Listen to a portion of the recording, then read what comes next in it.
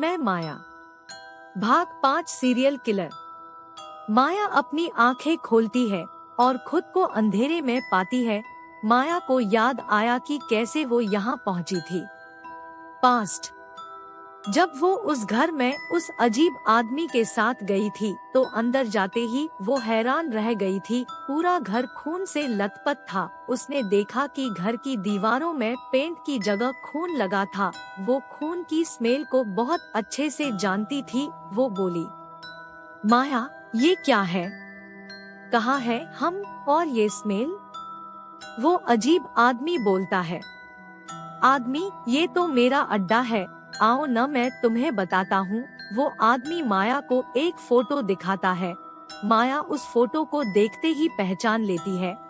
वो फोटो एक लड़की की थी। क्योंकि वो बहुत बड़े आदमी की बेटी थी, इसलिए उसका केस सीबीआई को सौंपा गया था। पर माया और उसकी टीम को उस बच्ची के बारे में कभी भी कुछ भी पता नहीं चला। बाद में वो केस बंद करना पड़ा था। वो आदमी माया को अलग अलग फुटेज दिखा रहा था। माया मन ही मन सोच रही थी, माया, हे भगवान, ये सब क्या हो रहा है? मुझे तो लगा था कि ये ड्रग ट्रैफिकिंग में इन्वॉल्व है, पर क्या मैं एक सीरियल किलर के साथ हूँ? उस घर में वो आदमी माया को कम से कम 15 बच्चों की फुटेज दिखाई और वो माया को ये सब ऐसे बता रहा था मानो वो कोई एक खजाने के बारे में बता रहा हो। माया को उस आदमी की आँखों में वो पागलपंती, वो जुनून दिखा जिससे माया सोचने लगी, माया, शायद मुझे यहाँ अकेले नहीं आना चाहिए था। माया ने फिर उस आदमी से पूछा, माया, और ये स्मेल?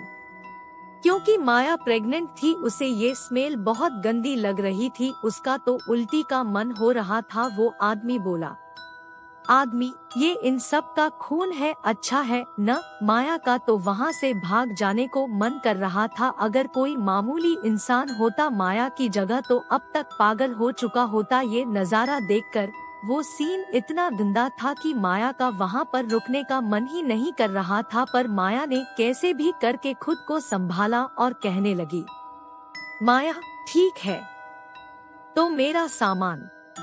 माया की बात सुन मानो उस आदमी को होश आई हो। वो बोला, आदमी, हाँ हाँ रुको, आ भी देता हूँ न। माया आपने आसपास देखने में बिजी थी। उसका ध्यान नहीं था कि वो आदमी क्या कर रहा है।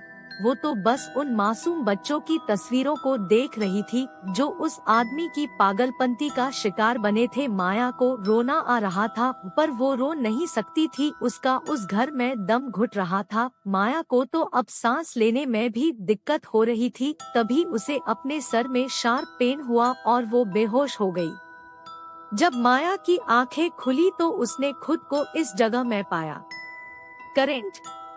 माया को अभी तो सिर्फ 2 ही दिन यहाँ हुआ था। वो अब सोच रही थी कि यहाँ से कैसे खुद को बचाया जाए। उसने अपने आसपास देखा और उसे पास में ही एक कांच की बोतल टूटी हुई दिखी। उसने हिम्मत करके खुद को उठने पर मजबूर किया। उसे सर में बहुत दर्द हो रहा था पर उसने वो इग्नोर कर दिया। वो थोड़ा साइड में गई और वो कांच उठाया, पर वो कांच उठाते हुए उसका हाथ कट जाता है।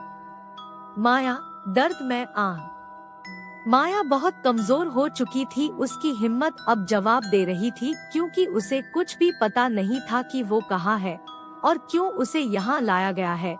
उसने वो कांच पकड़ा और अपनी हाथ की रस्सी काटना शुरू किया। माया के लिए ये बहुत मुश्किल था क्योंकि उसके हाथ उसके पीछे बंधे हुए थे, पर फिर भी वो कामयाब रही।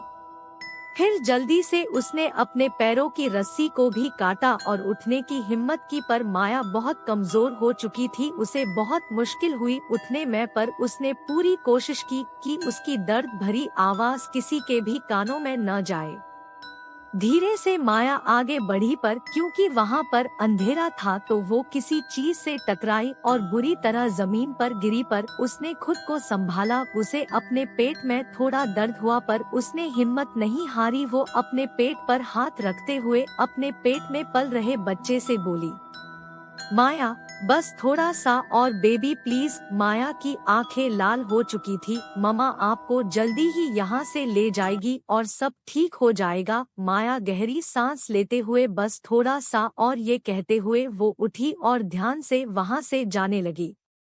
क्लिफहैंगर, क्या माया वहां से खुद को बाहर निकाल पाएगी और क्या शौर्य माया को बचा पाएगा? जानने के लिए इंतजार कीजिए अगले भाग का। Thank you for watching. आगे की कहानी देखने के लिए भाग 6 देखें और पीछे की कहानी जानने के लिए पीछे का भाग देखें और वीडियो को लाइक शेयर एंड चैनल को सब्सक्राइब करें।